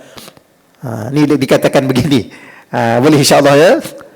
Jadi nak cerita pasal Sauban tadi, cuma harap-harap doa pada Allah, ya Allah, Engkau tolong masukkan ke dalam hati aku, ya Allah, rasa rindu, rasa cinta, rasa kasih, rasa sayang untuk kepada baginda Nabi sallallahu alaihi wasallam, sebagaimana Engkau berikan rasa rindu, cinta dan kasih kepada sahabat Nabi Sayyidah Sauban, ya, radhiyallahu anhu. Maka sahabat Nabi yang nama lain Ma'dan bin Abi Talhah, ya, qala, berkata, laqitu Sauban, maula Rasulillah, aku bertemu dengan Sauban, iaitu pembantu Nabi sallallahu alaihi wasallam. Fakultu, lalu aku bertanya, akhbirni bi'amalin, wahai Sauban, khabarkan kepada aku, ataupun bagi tahulah kepada aku, amalan a'maluhu yudkhiluni Allah bihil jannah, yang mana aku akan beramal dengan amalan itu, dan dengan sebab amalan itu aku dimasukkan oleh Allah ke dalam syurga. Aku dimasukkan oleh Allah bihi, dengannya, dengan amalan itu, al-jannah, akan syurga. Tu bahasa Arab biasalah. Jadi sahabat Nabi ni bijak dia dalam penggunaan bahasa. Dia tak kata macam ni. Dia tak kata bagi tahu aku satu amalan yang aku buat amalan itu dan aku akan masuk syurga. Tak. Dia cakap bagi tahu kepada aku satu amalan yang mana aku beramal dengan amalan itu dimasukkan aku oleh Allah. Kalau kita belajar bahasa Arab dia panggil bina majhul, ataupun dalam bahasa mudahnya kalau kita nak tambah imbuhan di dalam bahasa Malaysia, kita belajar ada imbuhan di. Macam mana nak tambah imbuhan di dalam bahasa Arab? Tukar baris atas kepada baris hadapan. Apa makna dimasukkan? Maka bukan kita yang masuk, kita dimasukkan. Siapa yang masukkan kita? Allah. Sebab tu urusan nombor satu sekali bukan masalah syurga, masalah kita dengan Allah. Ya, sebab tu kadang-kadang orang kata jin itu jannah, nak berjalan ke syurga. Tak. Kita bukan jin itu jannah, kita jin itu Allah. Kita berjalan menuju Allah. Allah redha dengan kita, tak payah bincanglah pasal syurga, pasti Allah bagi syurga. Ya. Tapi jangan salah faham ni, ya, jangan salah faham pula ni. Kalau macam tu salah lah Ustaz, kalau saya kata saya nak masuk syurga, tak salah. Salah kalau Ustaz, kalau saya ni tengah berjalan nak berkerja-kerja nak masuk syurga, tak salah. Cuma biar kita nak kata apa dalam cara paling mudah fahamnya, kerana syurga tu Allah punya, kita ni pun Allah punya. Syurga tu milik Allah, dan orang yang beradab, orang yang faham sungguh-sungguh. Tapi kalau kita faham sikit-sikit tak apa, tak ada masalah. Macam contoh orang cakap, Ustaz kalau saya solat nak masuk syurga boleh? Boleh. Salah tak? Tak salah. Tapi Ustaz kalau saya solat kerana Allah, hanya untuk Allah sahaja, boleh. Tak ada masalah juga. Habis saya dapat tak syurga? Kalau dah kerana Allah, Allah rada, tak payah cerita lah pasal syurga, Allah pun bagi syurga. Dua-dua tu boleh? Dua-dua tu boleh. Cuma kita nak duduk yang mana satu? Tapi ada setengah ulama' dia ajar kita supaya kita ni jadi orang yang bijak, berurusan langsung dengan pemilik syurga, tak payah cerita lah pasal syurga. Tapi kalau kita ni macam kahwin lah, kahwin. Minta maaf saya cakap. Macam tuan-tuan dulu, isteri tuan-tuan nak kat tuan-tuan ke nak kat rumah tuan-tuan? I nak kahwin dengan you boleh? Boleh. Kenapa ya? Boleh, I tahu tak? Boleh. Sebab you ada kereta, you ada rumah. Lelaki lain belum ada kereta, belum ada rumah. Sebab tu I tak nak. Tuan-tuan nak terima tak? Habis kalau I tak ada rumah, tak ada kereta, you tak nak dah? Yalah, I tak nak lah. Sebab bukan I nak kat you sangat pun. Contohnya kan, macam ni tak payahlah. Tapi kalau dia kata, kenapa you nak kahwin dengan I? Sebab I nak kat you lah, I minat kat you, I berkenan kat you, you seorang yang soleh, ya boleh jadi imam I dalam solat. Dia dengan sendirinya dia akan dapat kereta. Kan rumah kita, rumah dia lah. Kereta dia lah, duit kita, duit dia lah. Kan tak payah cakap pasal tu kan. Kan dia kena cakap kat kita. Tapi kalau dia cakap awal-awal, I nak kahwin dengan you, I minat lah kat you sebab rumah you cantik lah. I tak handsome. You bukannya handsome sangat pun, tapi rumah you cantik. Allah saya cakap macam tu, Allah tahu dalam hati kita ni. Tak payah tipu. Sebab tu usalli fardhu zuhri lillah, nawaitu sauma ghadin lillah. Semua lillah. Sebab apa? Sebab Allah nak kita dengan dia. Selebihnya dia maha kaya, dia maha pemurah, dia maha penyayang. Tapi kalau kita bercabang ada cabang. Allah pun nak, syurga pun nak. Boleh. Syurga assalam je lah. Tapi kalau kita nak pada Allah semata-mata, Allah bagi kita Firdaus. Alah macam kita lah. Ya, kalau dia kahwin dengan kita, ulang lagi sekali. Kalau dia kahwin dengan kita, dia nak rumah, kita kata, okey lah, you ambil lah rumah tu. Kita pun bagilah yang kecil-kecil. Kita ada satu lagi yang besar kan, untuk yang satu lagi yang betul-betul tulus dan cinta pada kita. Betul ya. Sebab tu hidup ni dia dah ada ikhlas. Apa makna ikhlas? Tulus. Untuk apa? Untuk Allah. Maka Allah akan bagi kepada kita segala-gala. Tapi sahabat ni cerdik. Memang, oh iyalah sahabat ni kan, dia ngaji dengan Nabi. Ngaji dengan Nabi. Nabi ni fatanah. Insan yang paling cerdik. Sudah tentu anak murid dia cerdik. Sebab tu tuan-tuan sekalian, sebab tu tuan-tuan kalau tuan-tuan nak alim, tuan-tuan bukan setakat mengaji dengan ustaz. Tuan-tuan kena mengaji dengan tuan guru, alim ulama, syekh. Kalau tuan-tuan mengaji dengan ustaz, ustaz ni pun tak tahu ke mana juga kadang-kadang. Tuan-tuan minta maaf saya cakap ya. Ya saya cakap saya tak cakap ustaz lain. Sabarlah kita pun. Ia terombang-ambing dalam kehidupan. Kadang-kadang tuan-tuan ulama meninggal dunia baru yang ni Syekh Habib Abi Bakar Al-Adni, antara ulama yang tersohor juga di bumi Yaman. Ya. Meninggal dunia. Ya. Oh subhanallah, ya. Aulia, wali Allah Subhanahu wa taala. Jadi ramai. Kadang-kadang kita sedihlah. Ya, memang kita kena rasa sedih kalau ulama meninggal. Tapi kadang-kadang kita lebih sedih diri kita. Mereka ulama, dalam diri mereka Qurannya, hadisnya. Ya, mereka ulama meninggal, sudah tentu mereka selamat. Kita ni yang terombang-ambing ni. Entah ke mana lagi kita ni, subhanallah. Takut tuan-tuan. Kadang-kadang ada seorang, baru ni ada seorang imam di Kota Kemuning. Nak kata baru taklah baru sangat. Ya, tuan-tuan pun mungkin kenal Ustaz arwah Ustaz Alamah. Meninggal dunia muda lagi. Ya, 30-an umur dia. Anak dia kecil-kecil lagi, 2 orang tak silap, meninggal. Sedih ya, kita kenal dia. Dia pernah belajar di madrasah saya, dia saya 15. Walaupun dia dah ustaz, dia datang mengaji. Dia seorang yang bagus sangat-sangat. Meninggal. Tapi dia meninggal dalam keadaan dia hafal Quran 30 juzuk. Kita ni. Kita ni macam mana ni? 1 juzuk ingat tak? Allah, sudah. Surah tu pun dia bertukar-tukar lagi. Sama lah saya pun. Ya, kejap-kejap ingat surah Yasin, kejap-kejap lupa. Kejap-kejap ingat surah Mulk, kadang-kadang lupa kan. Gitulah kita terombang-ambing kita dalam nak bertemu dengan Allah. Jadi sebab itulah di sini seorang sahabat ni, walaupun dia ni dah Allah redha dia dijamin syurga oleh kerana sahabat baginda Nabi, dia datang lagi. Ini salah satu ciri. Kita kena cari ulama. Cari ulama yang lama-lama tu, pergi buat ziarah. Jumpa mereka, tolong bagi tahu kepada kami amalan yang menyebabkan kami boleh beramal, Allah masukkan kami ke syurga. Sahabat pun macam tu. Akhbirni, bagi tahu pada aku bi amalin. Amalin ni kalau kita belajar dengan satu amalan. Bukan bil amal, bukan dengan amalan-amalan. Kalau kita pun tahu nak buat banyak tak mampu. Ya, pegang satu. Sebab tu kita ni kita kena pulun satu. Yang lain jangan tinggal. Tapi yang ada benda yang satu kita pulun sungguh-sungguh. Contoh Quran. Kalau kita dah rasa Quran, kita mudah. Kita pulun sungguh-sungguh Quran. Pagi, petang, siang, malam. Pagi, petang, siang, malam. Yang lain jangan tinggal lah solat-solat sunat tu. Sama juga kalau kita ni jenis apa? Berselawat. Kita pulun selawat. Biar ratusan ribu selawat dalam buku catatan amalan kita. Yang lain jangan tinggal. Tapi kita pulun satu. Sahabat Nabi dia ada macam tu. Contoh Sayyidina Osman, Quran. Sayyidina Abu Bakar, sedekah. Habis semua harta dia bagi. Itu Sayyidina Abu Bakar. Ada sahabat-sahabat dia bangun malam. Bangun malam, tiap-tiap malam. Ada sahabat dia puasa. Maknanya kita tengok apa yang boleh mampu dengan kemampuan masing-masing. Tuan-tuan sekalian, yang paling mudah pegang tasbih lah. Selawat pagi, petang, siang, malam. Biar kita pulun satu. Sebab tu disebut dengan satu amalan.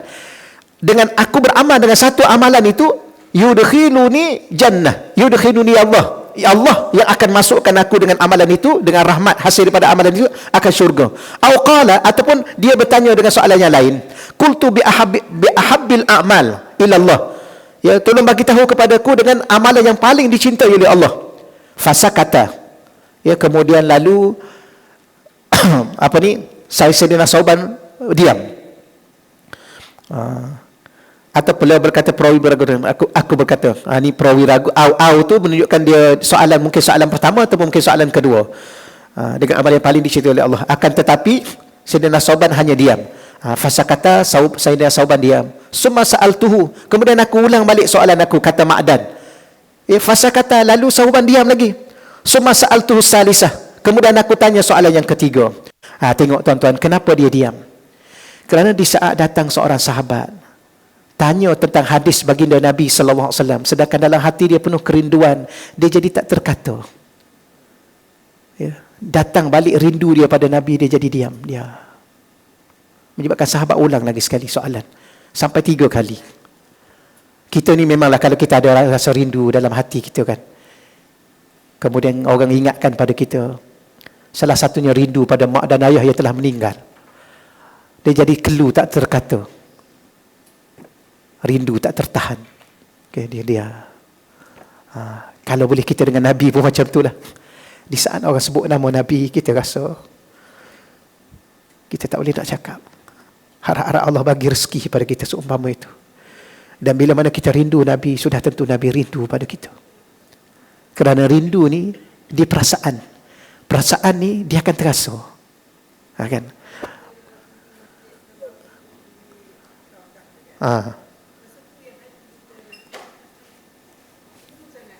Kita akan rasa dekat sangat. Sebenarnya dekat ni dengan hati. Dia bukan ukur pada jarak. Rindu pada hati ni, dia bukan ukur pada tempat. Rindu adalah rindu. Boleh ya? Bahkan kita duduk di sini pun biar sama kalau boleh. Sama dengan duduk di sana. Rasa rindu tu. Sahabat Nabi sampai tak terkata, senyap.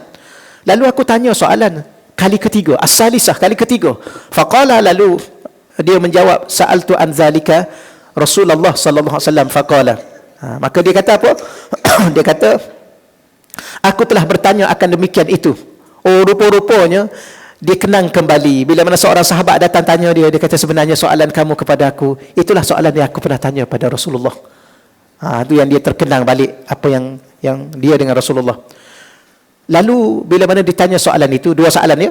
Satu soalan yang dibuat amalan, dengan amalan itu Allah masukkan ke syurga, atau soalan kedua iaitu apakah amalan yang paling dicintai oleh Allah. Maka Nabi jawab apa? Alaika bikasratis sujud lillah. Hendaklah engkau perbanyakkan sujud kepada Allah. Ya, amalan yang membawa kita ke syurga, yang Allah akan terus ambil kita masukkan ke syurga, ialah banyakkan sujud kepada Allah. Apa makna banyak sujud? Banyak solat. Solat apa? Solat sunat. Ya, solat fardu dan sunat lah. Minta maaf. Solat fardu tu tak payah cerita dah. Sebab dia fardu. Banyakkan sujud dengan solat sunat. Jadilah kita cerita ulama-ulama yang terdahulu. Tapi orang akhir zaman ni dipertikai. Saya pun tak faham kenapa. Ya, dipertikai. Ya ke ulama dulu solat 300 rakaat. Orang pertikai. Ya. Sama juga kalau kita pertikai, ya ke boleh khatam ke Quran satu hari? Boleh tak? Tuan-tuan, bagi ahli Al-Quran, cuba tanya yang hafiz-hafiz Quran. Cuba tanya imam-imam kita ni, imam-imam besar yang ada ni, yang hafiz Quran. Kadang-kadang mereka ni hafiz Quran, umur 7 tahun dah hafiz Quran. Kita 70 pun tak ke mana. Betul? Kita tu samalah dengan saya. Samalah kita. Satu juzuk pun kejap ingat, kejap tak ingat.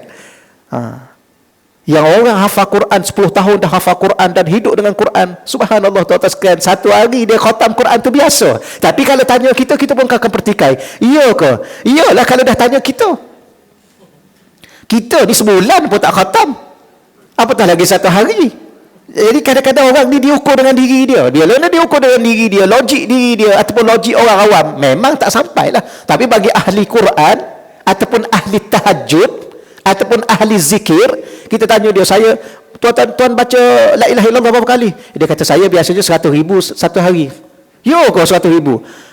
Yang kalau tanya kita, memang tak yalah, sebab kita pun 100 pun tak cukup satu hari la ilaha illallah. Orang lain bukan 100, 10,000 satu hari la ilaha illallah. Betul, ingat lagi pesanan Ustaz Muhadir. Ada dua amalan orang soleh yang jangan kita kalau boleh kita buat sekali seumur hidup kita sebelum kita meninggal. Ingat lagi. Yang pertama, sebelum meninggal, baca 70,000 la ilaha illallah. Kalau tak buat sekarang, mula sekarang. 70,000 ni satu hari aja. Iya ke?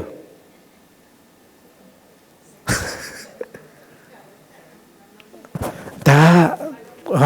Sebab kita ni kan ada kerja, nak kena memasak, nak kena mengemah rumah, nak kena pergi pasar. Ya, tapi sambil-sambil la ilaha illallah, la ilaha illallah, la ilaha illallah, la ilaha illallah, sambil-sambil lah. Tapi biar ada kira lah. Satu lagi, sebelum meninggal, baca 100,000 kul huwallah. Sekarang dah berapa? 10,000 ada? Sudah.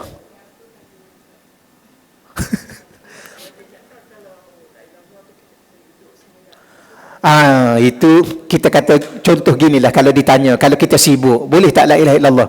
Mana-mana boleh, tapi dia ada adabuz zikir, adab berzikir. Adab berzikir ni nak kena ada satu tempat yang bersih. Yang kedua nak kena ada wudu. Yang ketiga nak pakai pakaian yang elok. Yang keempat nak kena ada wangi-wangian. Itu memanglah yang tu afdal. Tapi kalau kita belajar tajuk zikir, zikir ni dia tak ada masa.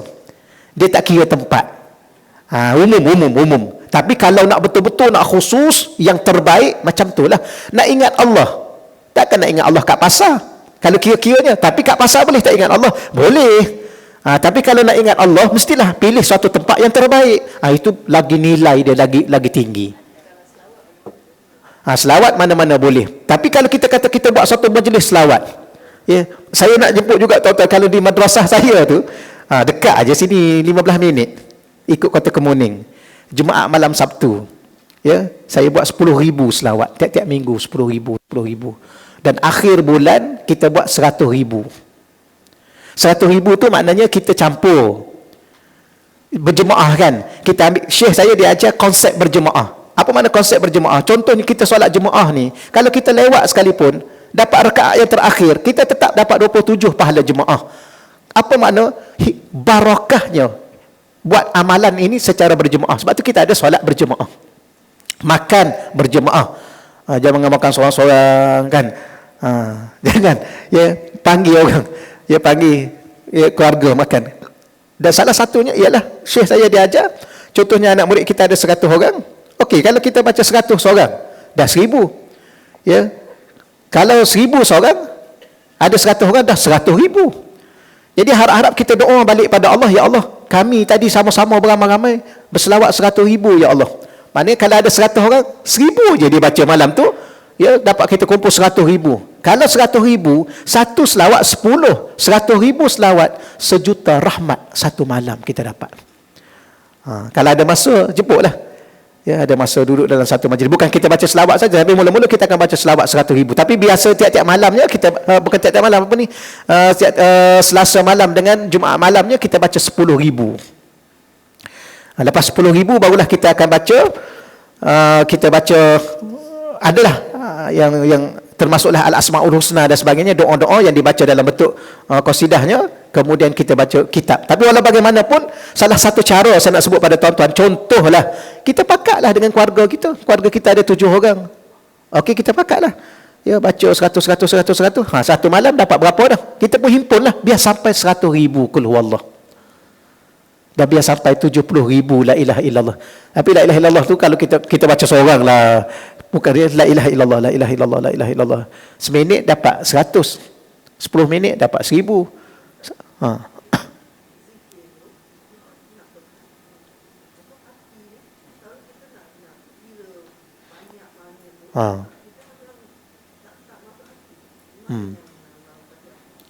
Dia begini, Kak, pertama, kelebihan dia ada dua kelebihan. Kelebihan pertama, bilangan. Dia kira ada kelebihan.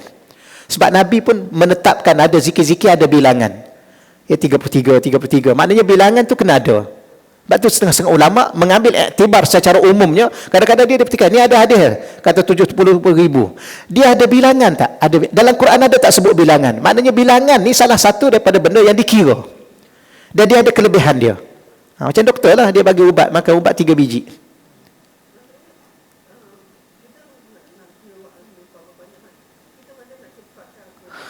Dia tak ada masalah. Pertama kita nak bilangan. Sekejap Pertama kita nak bilangan. Tapi kita kena jagalah hati kita. Tapi kalau betul-betul nak kesan, macam setengah-setengah ustaz kita baca lah. Nak kesan, hati ni dia seni. Kalau dia dah seni, dia kena alunkan benda tu. Tapi kalau alunkan, nak dapat 70,000, 70 tahun lah. La ilaha illallah, la ilaha. Tu berapa tu nak dapat 70,000? Boleh juga, tapi lambat. Jadi boleh tak? La ilaha illallah, la ilaha illallah, la ilaha illallah, la ilaha illallah. Tapi kalau boleh, kita didiklah hati kita tu. Biar kat sini. La ilaha. Sebab itulah disebut tadi kena ada tempat khusus. Jangan orang ganggu kita. Masa yang khusus, jangan orang ganggu kita. Tapi salah satu cara laginya, kita ni ada kerja kan. Kalau dah ada kerja nak kena berhenti juga. Kalau tak berhenti pun tak apa. Dia isu sekarang ni pada diri masing-masing. Kalau diri masing-masing rasa baca cepat tak khusyuk, dia baca lambat. Gitu je. Dia tak perlu, ni masalah teknikal je ni. Kalau orang rasa dia baca cepat pun dia khusyuk, dia baca cepat. Dia nak dapatkan 70,000. Kalau contohnya puan rasa, saya tak boleh lah ustaz kalau cepat-cepat sebab hati saya lalai. Baca lambat-lambat. Baca satu-satu. Macam guru saya masa saya di pondok dulu. Oh, memang dia lambat dia baca. Kalau dia solat, subhanallah. Dia solat tu, subhana rabbiyal azim wa bihamdih. Subhana rabbiyal azim wa bihamdih. Subhana rabbiyal azim wa bihamdih. Sami Allah liman hamidah. Dia zikir kan, dia zikir. Subhanallah. Subhanallah. 33 ni kita rasa setahun rasa. Guru saya di pondok. Betul tuan-tuan. Kadang-kadang dia tak ada, dia keluar, ada ustaz ganti datang. Habis masjid tu terabur dia punya solat. Dah ustaz tu subhanallah subhanallah liman hamidah. Ustaz tu habis terabur. Satu jemaah masjid kami tu habis terabur. Sebab apa? Sebab tok guru baca macam tu. Ya, alhamdulillah. Alhamdulillah. Alhamdulillah. Alhamdulillah. Tapi kalau kita dah biasa, memang tenang kita. Tengok dah tenang dah. Ya?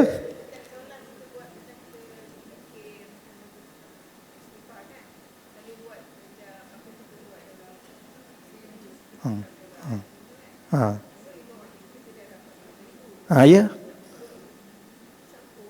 Ya. Dicampur-campur lah, campur-campur. Dia ada, kalau tariqah Naqsyabandiyah, tariqah Naqsyabandi ni, dia banyak tariqah Naqsyabandi ni kan, Naqsyabandi Haqqani, Naqsyabandi Khalidi, itu saya nak bahas lah. Kaedah tariqah Naqsyabandi ni, dia suluk. Dia tetapkan anak murid dia masuk suluk. Berapa hari? 3 hari ke 40 hari. Dalam 40 hari itulah dia habiskan 70,000, 100,000. Jadi kita ni kadang-kadang kalau betul-betul kita serius, kita ambil 3 hari. Jangan keluar rumah 3 hari. Ya? Pulun dalam bilik kita. La ilaha illallah. La ilaha illallah. Bagi tahulah anak-anak, mama ni nak duduk dalam bilik, nak habiskan 70,000. Jadi harap-harap pandai-pandai lah kan. Kemudian telefon kat Grab ke, mesej kat Grab, hantar makanan tengah hari, lepas tu letak aja dekat pintu tu, pukul 1 adalah dekat pintu kita tu, kita bayar kan online kan sekarang kan, mudah. Pergi ambil lah makan lah, lepas tu sambung lah. Ulama ada yang buat macam tu. Ada waktu dalam hidup dia peruntukkan waktu dia untuk Allah. Kita ada tak? Yalah, solat 5 waktu tu dah memang dah, puasa Isnin kami tu memang dah ada waktu 3 hari untuk Allah. Saya dah banyak kali saya dengan syekh saya, ya, 3 hari 3 malam, ya, berhenti makan dengan berhenti solat, ya, zikir, mengantuk tidur, tapi zikir ni, ni pengalaman, tapi masa dah habis dah ni, tak khatam juga kita hari ni. Kita sambung akan datang lah insyaAllah. Allah rugi. Saya ni anak khatam. Zikir ni, saya pernah, ni pengalaman yang terakhir, dalam 1 minit yang terakhir.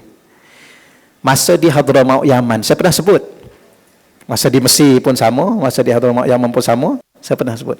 Satu kali ada Habib Omar ni, kalau di Yaman, dia suruh kita baca Quran 5 juzuk, ya, ambil wuduk, pergi ambil bantal. Kita pun pelik. Ambil bantal dekat asrama, turun masuk dalam masjid. Dalam masjid itu carilah tiang mana-mana atau dinding mana-mana, dia cakap. Cari.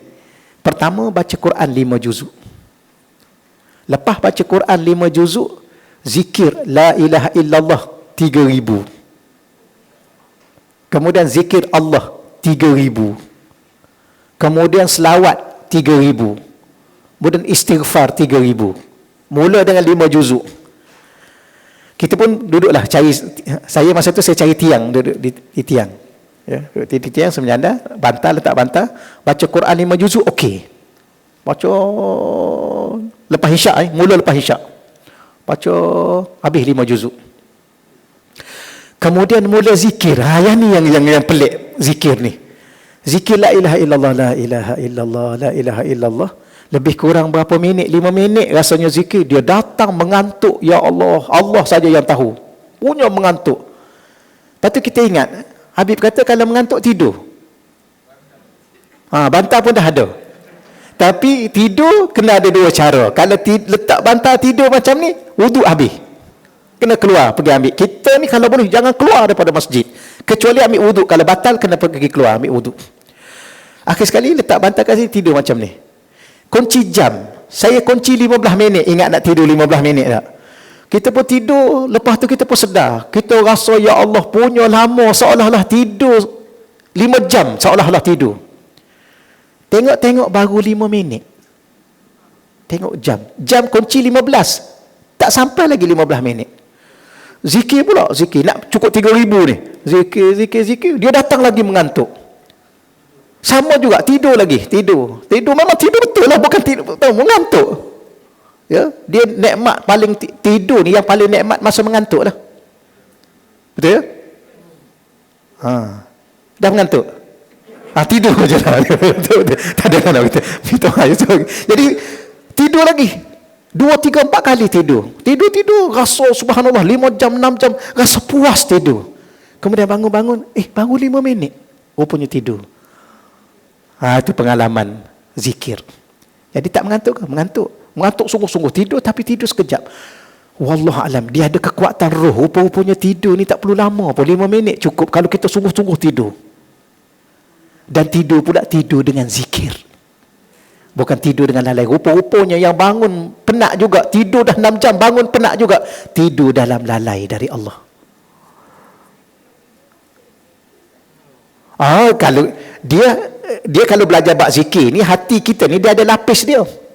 Bila mana kita dah latih hati kita zikir, dia menembusi daripada qalbu, dia pergi ke sir. Tak boleh, itu banyak istilah dia. Bila mana sampai ke lubuk dalam ni, kita tidur sekalipun dia akan zikir Allah, Allah, Allah. Kita dengar di telinga kita ni.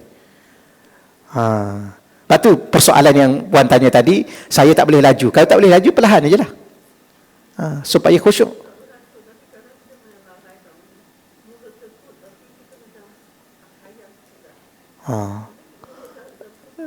Baik, yang tu pun masalah kerana kita jarang-jarang zikir.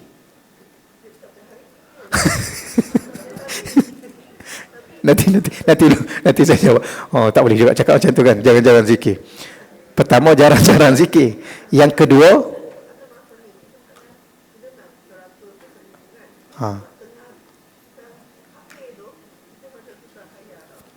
masa tu kena berhenti dulu lah. Dia begini tuan, zikir ni dia ada perjalanan dia. Kalau kita jarang-jarang zikir, yang tu kadang-kadang dia bawa kita mengelamun. Berhenti dulu.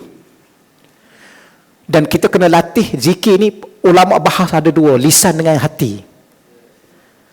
Hati mesti dibantu oleh lisan. Dan hati kena ikut lisan pada permulaan. Sampai kepada satu tahap dia, peringkat dia, dia akan hidup di dalam hati dengan sendiri. Maknanya kalau tuan-tuan zikir, saya dah zikir 5 tahun Ustaz, tapi tak sampai ke hati. Dia ada zikir ni, dia bahagi 2 pula. Dia ada zikir hasanat, dia ada zikir darajat. Zikir hasanat, zikir yang Allah bagi pahala pada kita. Ada satu lagi dia panggil zikir darajat wal kurubat, zikir yang mengangkat kerohanian kita dan mendekatkan jiwa kita pada Allah. Zikir ni lama-lama dia tak akan mati dalam hati kita. Macam mana zikir tahap kedua ni? Ia ni kena ada guru yang khusus, ilmu yang khusus, ijazah yang khusus. Sebab tu kena ada murabbi mursyid. Dia bukan sembarangan zikir ni. Dia nak ingat Allah. Dia nak ingat Allah ni, siapa kita langsung nak ingat Allah, dia kena ada guru. Sebagaimana kita kena dengan Nabi, dia kena baca Fatihah dulu pada Nabi, Fatihah pada guru kita. Dia ada bersambung-sambung. Fatihah ni untuk menyambung. Macam lampu ni tak akan menyala kalau tak bersambung sampai pada tiang dia, pada wayar dia, pada jana kuasa dia. Ni tak menyala ni. Sama juga hati kita tak akan hidup kalau tidak ada sambungan itu. Sanad itu. Masalah kita orang awam sekarang ni, kita rasa dah mula sedar nak berzikir, kita pun mula berzikir. Tapi kita tidak ada kaedah berzikir, cara berzikir, sanad zikir daripada guru kita. Yang ni yang kadang-kadang kita makin zikir, makin mengelamun kita. Tidak, orang ni kalau benar-benar dia berzikir dengan kaedah yang benar, dia bukan mengelamun, dia makin dalam, dia makin, bahkan dia fana, dia tenggelam dalam zikir itu, ingat Allah. Kita bincang tajuk lain insya-Allah lain kali kalau tajuk zikir ni. Wallahu a'lam. Setakat itulah lebih pula masa dia. Setakat itu dahulu insya-Allah. Moga-moga Allah rezekikan kita dengan ingat Allah. Jadi kita sambung akan datanglah insya-Allah. Masih lagi muka surat 90. Tak jadi khatam. Ya,